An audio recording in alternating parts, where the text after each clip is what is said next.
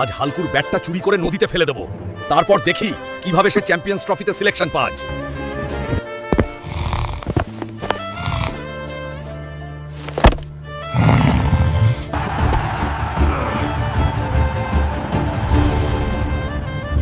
আরে আমার ব্যাটটা কোথায় গেল? এই তো একটু আগেই ছিল। কি হয়েছে রে হালকু, এত ঘাবড়ে যাচ্ছিস কেন? মা, আমার ক্রিকেট ব্যাটটা আর পাচ্ছি না। ব্যাট ছাড়া আমি ক্রিকেট খেলবো কি করে? এত টেনশন করিস না, পাওয়া যাবে রে, চিন্তা করিস না। মা, আমার ব্যাট চুরি হয়ে গেছে, এখন আমি ক্রিকেট কিভাবে খেলবো? বন্ধুরা প্লিজ ভিডিওটা লাইক আর সাবস্ক্রাইব করে আমাকে একটু সাহস দিন। তোমার ব্যাট কোথায় হালকু?